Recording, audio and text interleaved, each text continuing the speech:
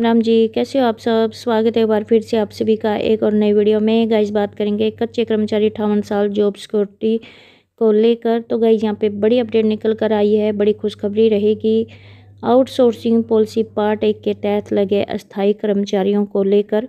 तो आखिर क्या है पूरी अपडेट, क्या है मामला, ये जानने के लिए गाइस प्लीज़ वीडियो में अंत तक जरूर बने रहें ताकि पूरी अपडेट आप जान पाए।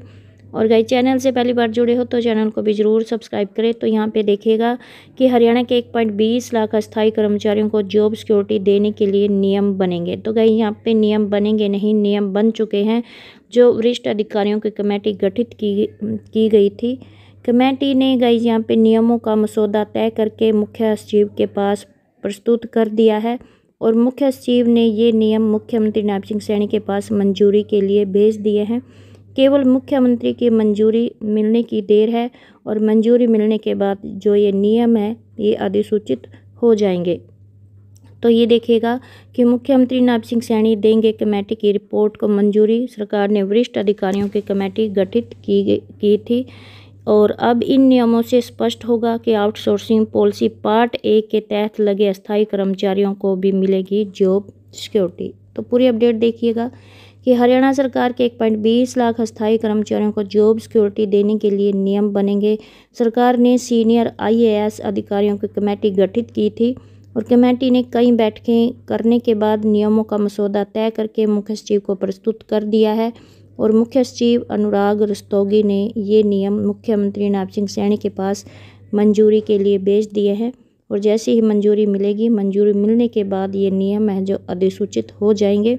और अब इन नियमों से ये स्पष्ट होगा कि आउटसोर्सिंग पॉलिसी पार्ट 1 के तहत लगे अस्थायी कर्मचारियों को जॉब सिक्योरिटी मिलेगी, क्योंकि सरकार ने जो नियम अधिसूचित किया है उसमें कहीं पर भी आउटसोर्सिंग पॉलिसी पार्ट 1 का जिक्र नहीं है। इसलिए काफ़ी विभागों के अफसरों ने उन कर्मचारियों को यहाँ पे जॉब सिक्योरिटी नहीं दी है जो आउटसोर्सिंग पॉलिसी पार्ट 1 के तहत लगे हैं, मगर वे हरियाणा कौशल रोजगार निगम में पोर्ट नहीं हुए हैं और विभाग बोर्ड निगम में ही कार्यरत हैं।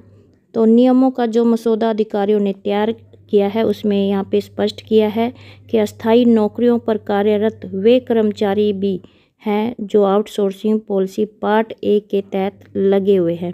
हालांकि अधिनियम में भी लिखा हुआ है कि कोई भी अस्थायी कर्मचारी जिसके 15 अगस्त 2024 को 5 साल हो गए हैं और उसका वेतन 50,000 रुपये से कम है, उन्हें जॉब सिक्योरिटी मिलेगी।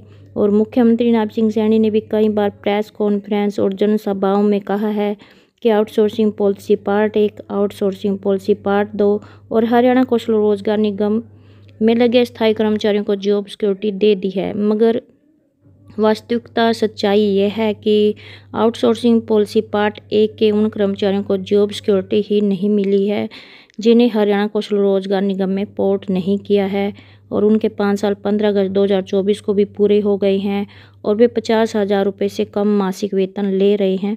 मुख्यमंत्री नायब सिंह सैनी के मुख्य प्रधान सचिव राजेश खुल्लर का भी उद्देश्य यही था कि 50,000 रुपये से कम वेतन पाने वाले और 5 साल की सेवा पूरी करने वाले सभी अस्थायी कर्मचारियों को यहाँ पे जॉब सिक्योरिटी दी जाएगी। तो ये देखेगा कि नियमों में अस्थायी कर्मचारियों को कॉन्ट्रेक्चुअल एम्प्लॉय की परिभाषा में यूँ किया गया है अब स्पष्ट।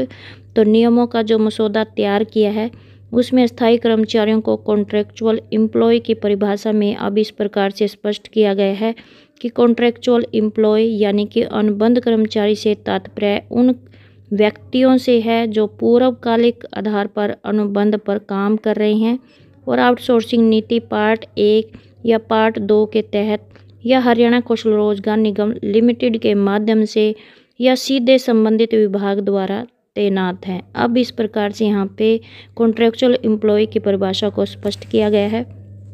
और वहीं पर सरकारी संगठन की परिभाषा में फिर ये स्पष्ट किया गया है कि नियम में सरकारी संस्थान की परिभाषा में भी फिर स्पष्ट किया गया है कि सरकारी संगठन का तात्पर्य किसी विभाग, बोर्ड, निगम या प्राधिकरण से है जिसके अधीन पात्र संविदा कर्मचारी एलिजिबल कॉन्ट्रेक्चुअल एम्प्लॉय अधिनियम Haryana contractual employee security of service के लागू होने की तिथि को काम कर रहा था। स्पष्टीकरण सभी बोर्ड, निगम, संस्थाएं, विश्वविद्यालय, सहकारी बैंक, समितियां हरियाणा सरकार के नियंत्रण में जहां आउटसोर्सिंग पॉलिसी पार्ट 1 और पार्ट 2 समय समय पर संशोधित को अपनाया गया था और कर्मचारियों के पदों की शर्तों के साथ वित्त विभाग से मंजूरी प्राप्त की गई थी, वे सरकारी संगठन परिभाषा के अंतर्गत आते हैं। तो यहाँ पे ये सरकारी संस्थान संगठन की परिभाषा को भी यहाँ पे स्पष्ट है जो कर दिया है। और वहीं पर अगर एक से ज़्यादा विभागों में काम किया है तो यहाँ पे इस प्रकार से गणना होगी।